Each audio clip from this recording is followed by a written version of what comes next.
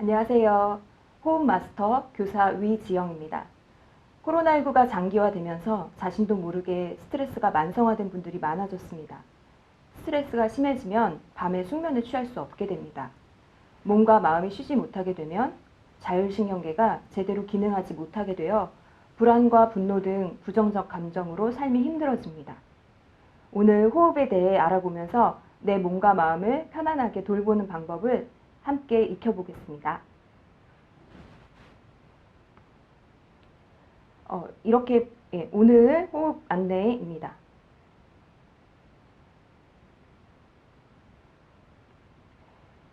지금 보시면 고대인의 두개골을 보실 수 있는데요. 이렇게 앞에 턱이 크고 코 안의 공간이 널쩍하고 그리고 입이 큰 것을 보실 수 있어요. 그러다 보니까 기도가 넓게 형성되어서 고대인들에게는 코골이와 수면무호흡, 또 축농증 같은 만성 호흡기 질환이 없었습니다. 치아도 이렇게 가지런했고요. 그런데 현대인의 두개골을 보시면 이렇게 확연히 다르게 된 것을 볼 수 있어요.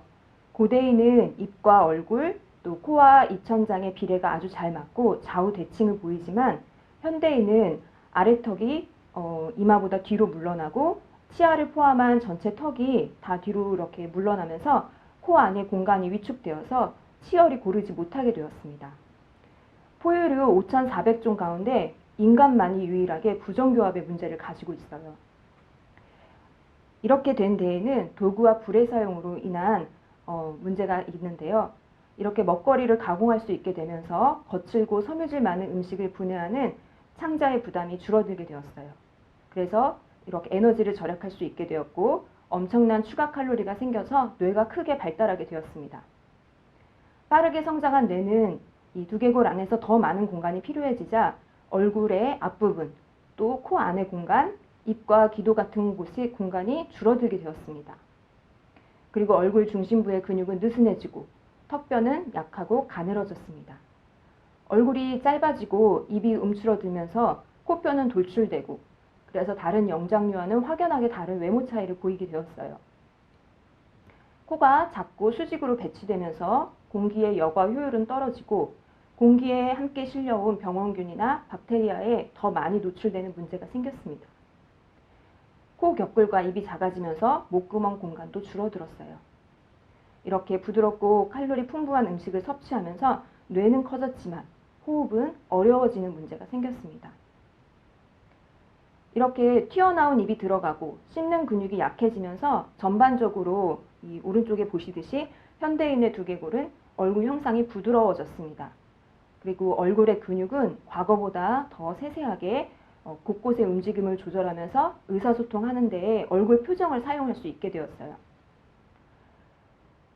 그러면서 이제 이 눈썹도 표정에 활용할 수 있게 되었고, 이렇게 눈썹 뼈 부분도 이렇게 들어가게 되었고, 이런 얼굴에서는 이제 의사소통은 편안해졌지만 호흡만큼은 굉장히 어려워진 문제가 생겼어요. 이 호모사피엔스들은 추운 기후에서 공기가 폐로 들어가기 전에 효율적으로 데우기 위해서 코가 좀 더 좁고 길어졌어요. 그래서 음성 의사소통을 위해서 후두가 내려앉아서 입 뒤쪽 공간이 많이 생기자 음식을 먹다가 질식하게 될 위험도 커졌습니다. 뇌가 발달하고 이제 음성 언어가 발달하면서 의사소통은 좋아졌지만 입과 목에는 장애가 생기고 호흡하기는 힘들어지게 된 것입니다. 현재 전 세계 인구의 40%는 만성적인 코막힘으로 어려움을 겪고 있고 인구의 절반은 코가 아니라 입으로 호흡하고 있습니다. 바로 이 두개골이 점점 좁아지고 얼굴이 갸름해지고 하면서 된 것이 문제가 됩니다. 원인이 됩니다. 이렇게 입이 충분하게 성장하지 못하면 코 안에 이 V자의 높은 아치가 생기면서 위턱이 V자로 높은 아치를 형성하면서 코 안이 발달이 저해가 되고 코 안이 수축돼서 코의 섬세한 구조가 붕괴되고 이제 공기가 코를 통해서 들어왔지만 흐름이 억제되어서 코막힘의 문제가 생깁니다. 코가 막혀서 공기 흐름이 감소되면 세균이 번식하는 위험이 생깁니다. 그러면 몸속에 들어온 세균은 자기 복제를 하면서 몸 안에서 감염을 일으키고 감기를 유발하고 코가 충혈되게 됩니다. 코가 충혈돼서 코호흡이 힘들어지면 다시 또 입호흡을 하게 되는 악순환이 반복되게 됩니다. 지금 보시는 이 사람은 조지 캐틀린이라는 미국의 모험가이자 변호사이자 작가이고 여행가인 사람인데요. 이 사람은 그 당시에 아무도 하지 않는 미국 서부로 아메리카의 원주민들을 찾아서 여행을 했습니다. 그곳에서 수많은 인디언 부족들을 만나서 그들의 삶 속에서 그 삶을 관찰하고 그것을 책으로 써서 생명의 숨이라는 그런 책을 만들었는데요. 그 책에 보면 이런 만단족이 나와요. 네, 이렇게 원주민들의 이렇게 그림을 그리고 초상화를 그리고 했는데 이 원주민들 속에 만단족과 또 50여 개의 부족들을 관찰해 봤더니 이들이 모두 다 키가 굉장히 크고 치아가 가지런했다는 그런 신체적인 우수성을 보였대요. 그리고 아무도 병에 걸리지 않고 또 뭐 신체 기형이나 또 만성적으로 어려움을 겪는 그런 질환도 없었습니다. 이 50개 부족들이 전부 다 관습도 다르고 전통도 다르고 식단도 모두 달랐지만 공통점이 하나 있었어요. 이들은 모두 코호흡을 했다는 점입니다. 벌써 과학이나 뭐 문명의 발달은 없었지만 입으로 호흡을 하게 되면 체력이 떨어지고 얼굴에 외형적인 변형이 일어나고 스트레스나 질병이 생긴다는 것을 알게 되었어요. 그리고 이 사람들은 코호흡이 몸을 건강하게 하고 또 얼굴을 아름답게 한다는 것, 그리고 질병을 예방할 수 있다는 것을 이미 알고 있었습니다. 그래서 이 부족은 특별히 아이가 태어나면 젖을 먹인 다음에 입을 꼭 닫도록 그렇게 해주었어요. 그리고 밤에 잘 때 입으로 숨 쉬지 않게 베개를 잘 조정해서 신경 써주었고요. 이렇게 코로 숨쉬는 훈련은 계속하게 돼서 성인이 되어서도 이 입을 통해서 공기가 들어올까봐 크게 웃지도 않았대요.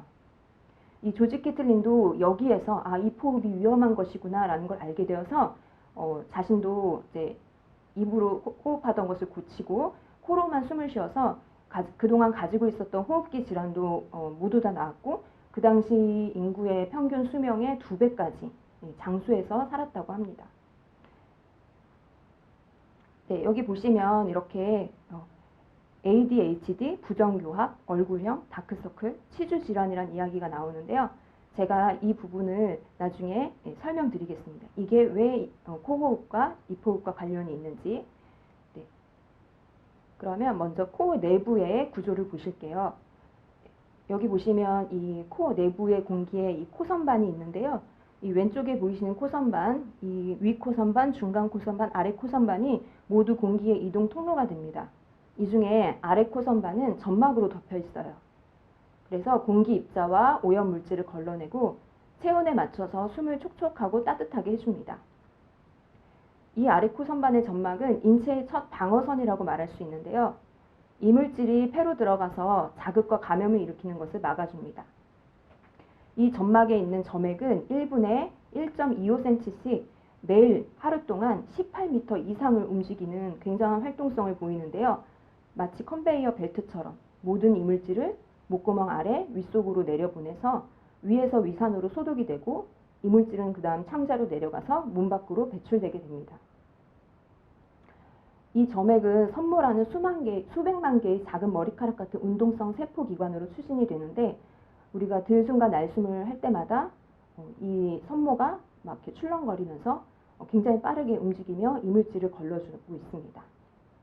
이 코선반을 통해서 공기가 들어와야 이 체온에 맞게 데워지고 또 이물질도 걸러지고 또 공기 호흡을 하는 속도도 늦춰지고 압력도 적당하게 만들어 주어서 폐가 더 많은 산소를 모세혈관 쪽으로 보낼 수 있도록 해줍니다. 그러니까 코는 우리 몸의 침묵의 전사, 문지기, 감정의 풍향계라는 말도 있습니다. 네. 그러니까 코호흡만 해도 우리에겐 선물 같은, 우리 몸을 지켜주는 선물 같은 그런 좋은 호흡 기술이라는 것을 여러분이 기억하셨으면 좋겠습니다. 네. 그래서 이 코호흡을 하게 되면 몸속의 산화질소가 크게 증가하고요. 이 산화질소는 혈액순환을 왕성하게 하고 세포에 산소를 전달하는 데 필수 역할을 합니다. 면역 기능도 좋아지고 체중도 감량이 되고 혈액순환과 기분까지 조절을 하는데 이 산화질소가 굉장히 중요합니다. 코호흡을 하면 산화질소가 6배 증가할 수 있고요. 입호흡을 할 때보다 우리 체내가 18%의 더 많은 산소를 흡수할 수 있습니다. 또 아까 말씀드렸던 ADHD, ADHD의 직접적인 원인은 수면 중에 호흡곤란이 있는데요. 이 ADHD를 앓고 있는 5세 환자에게 입에다 테이핑을 해서 입호흡을 하지 못하고 코로 호흡하게 했을 때 ADHD 증상이 많이 완화되는 것이 연구 결과로 밝혀질 정도로 있습니다. 또한 부정교합 문제를 이야기할 수 있는데, 부정교합은 크게 이제 유전적으로 타고난 것, 또 이제 체질적인 것, 그리고 후천적인 영향이 있는데요. 이 후천적인 영향 중에 하나가 이제 비염 같은 문제예요. 요즘에 비염이나 호흡기 질환으로 또 힘들어하시는 분들이 많은데, 이렇게 비염을 앓게 되면 이제 어린아이들 같은 경우 이제 코호흡이 안 되니까 입으로 계속 숨을 쉬게 하게 되거든요. 그런데 아이들은 보통 3살까지 뇌신경 회로가 완성이 되고 5살까지 얼굴형이 결정이 되는데, 이 어렸을 때 3세에서 5세 사이에 계속 입호흡을 하게 되면 치아에 부정교합이 일어나고 이제 턱이 주걱턱이 되고 그 아데노이드형 말상이라고 하는 얼굴이 길어지는 그러한 영향을 줄 수가 있어요. 그리고 안면 비대칭, 양쪽 얼굴이 달라지는 그런 얼굴 변형을 초래하기도 합니다. 네. 이렇게 입호흡을 하게 되면 이 얼굴형뿐만이 아니라 이 눈 밑에 다크서클이 생기는데요. 왜냐하면 이제 코호흡을 못하게 되면 체내에 산소 공급이 제대로 되지 않아서 쉽게 피곤해지고 이것 때문에 다크서클도 생기게 됩니다. 그리고 코로 숨을 쉬지 못하고 입으로 숨을 쉬면 호흡의 양만큼은 코로 쉴 때보다 더 많기 때문에 사람들이 입호흡이 더 편하다 생각하고 자꾸 입호흡을 하는 걸로 착각할 수 있는데, 입은 호흡기관이 아니기 때문에 제대로 된 호흡이 불가능합니다. 입호흡을 하게 되면 외부 공기가 자주 입으로 들어오기 때문에 인후 부분이 마르게 되고 자극을 받아서 인후에 염증이 생기거나 또 충치가 생길 수가 있어요. 구강 질환도 매우 안 좋아집니다. 이것에 대해 연구한 이제 박사가 있는데, 입호흡과 수면의 연관성을 연구해왔어요. 그런데 이렇게 자다가 코골이나 수면 무호흡으로 입호흡을 하게 되면 이게 설탕이나 식습관 불량, 위생 불량, 양치를 잘 안 하는 것보다 입호흡이 더 많은 충치 유발, 또 입냄새, 치주 질환을 가져온다고 연구 결과 밝혀졌습니다. 그래서 입호흡이 결국에 또 다시 코골이와 수면 무호흡도 가져오게 된다. 그래서 우리가 다른 거 하지 말고 무슨 약을 먹고 치료하고 이러려고 하지 말고 그냥 잘 때 입에다 테이핑을 하고 입호흡을 하지 않고 코로만 호흡해도 이런 증상들이 더 좋아질 수 있다고 이렇게 나와 있습니다. 그리고 이제 평상시에도 입이 아니라 코로 호흡하려는 훈련을 계속 해야겠죠. 네, 그러면 그리고 이제 고대의 문헌을 하나 보시겠는데요. 1300년 전에 이 시바 스와로다야라는 이 문헌에는 이 사람들의 콧구멍이 교대로 열리고 닫힌다라고 이렇게 기술이 되어 있어요. 이것은 이제 콧구멍과 오른쪽 콧구멍과 왼쪽 콧구멍이 시간에 따라서 이게 열렸다 닫혔다 하는데, 사람들을 관찰해 보니까 30분 단위로 이제 왼쪽과 오른쪽이 번갈아 막히는 사람이 있고, 또 이제 길게 4시간 단위로 이제 콧구멍이 열리고 닫히는 사람이 있는데, 이런 것들을 보면 이제 이 콧구멍의 그 역할이 다 다르다, 역할이 다르다 이렇게 관찰이 되어 있는데요. 이 코의 내부는 우리 몸의 건강 상태를 반영합니다. 몸이 불균형 상태가 되면 코 내부에 염증이 생기고요. 코가 감염이 되면 이 왼쪽이 막혔다가 오른쪽이 막혔다가 하는 것이 굉장히 빠르게 빈번하게 오가게 됩니다. 이렇게 오른쪽 코와 왼쪽 코 안은 각각 이 온도, 공기의 온도, 그리고 혈압을 조절하는 그런 역할도 하고, 또한 뇌에 화학 물질을 공급해서 인간의 기분이나 감정, 수면 상태를 바꿔줍니다. 이 오른쪽 콧구멍은요, 한마디로 가속 페달이라고 할 수 있는데, 오른쪽으로 숨을 쉬게 되면 혈액순환이 빨라지고 체온이 상승해서 또 몸 안의 코르티솔과 혈압, 심박수가 모두 올라가게 됩니다. 오른쪽 콧구멍으로 호흡하면 교감신경계를 흥분시킬 수 있어서 몸이 만약 위험을 감지했다 그러면 그 위험 대상과 싸우거나 아니면 그 상황에서 도피해버리는 이런 반응을 활성화시켜줍니다. 그리고 오른쪽 콧구멍은 뇌에서는 좌뇌와 연결이 돼 있어서 논리적인 결정과 언어, 또 전전두엽 피질, 이 계산과 관련된 전전두엽 피질에 더 많은 혈액을 공급하도록 촉진합니다. 그럼 왼쪽 콧구멍은 브레이크 기능을 합니다. 이 왼쪽 콧구멍으로 호흡을 하면 부교감 신경계를 자극해서 몸의 혈압을 낮추고 몸의 체온을 식혀주며 불안감을 줄이는 그러한 휴식과 이완 상태로 몸이 만들어지게 됩니다. 이 왼쪽 콧구멍은 반대로 우뇌와 관련되어 있어서 창조적인 사고와 그 추상화 과정 또는 부정적 감정을 이렇게 잘 다룰 수 있는 그런 전전두엽 피질로의 혈류를 이동시켜 줍니다. 네, 이렇게 콧구멍에 담긴 그 각각의 역할과 코 호흡의 굉장히 중요함을 오늘 알아보셨는데요. 그럼 저와 함께 이 코호흡을 좋게 할 수 있는 나디쇼다나라는 호흡법을 알아보시겠습니다. 네, 이 나디쇼다나는 이제 우리 몸의 왼쪽과 오른쪽 에너지의 균형을 맞추기 위한 고대에서부터 내려온 호흡법인데요.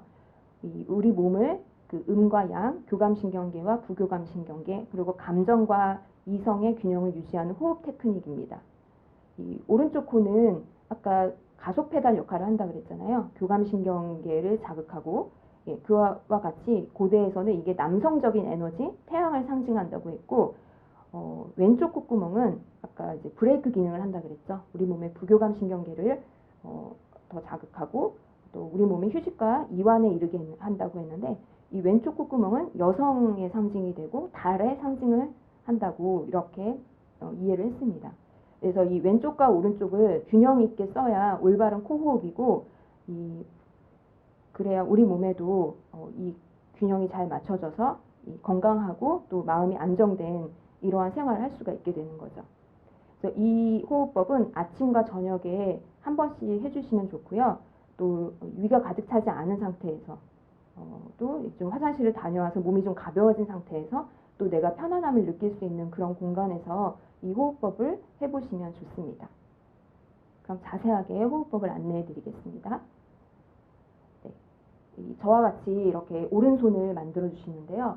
이 엄지와 그리고 두 번째, 세 번째 손가락을 접어서 네 번째 손가락, 그래서 이렇게 만들어집니다. 이 호흡에 쓰는 이 나디쇼다나에 쓰는 손호흡인데요. 엄지는 이 오른쪽 콧구멍을 막고요. 그리고 이 네 번째 손가락으로는 왼쪽 콧구멍을 막습니다. 양쪽을 막을 때는 이렇게 양쪽 다 이렇게 막아주시면 됩니다. 이럴 때 이 두 번째, 세 번째 손가락을 이 인중에, 인중이 아니라 미간에 이렇게 놓으시면 또 더욱더 마음을 안정시키는 그런 효과도 있다고 합니다. 이렇게 하면서 양쪽을 막으셔도 되고요. 접고 하셔도 괜찮습니다. 네. 이렇게 한 상태에서 먼저 오른쪽 콧구멍을 막고요. 왼쪽 코로 들숨. 네, 한 5초 정도 들숨을 하고요. 그 다음에 양쪽을 막습니다. 5초 동안 숨을 참는 거예요.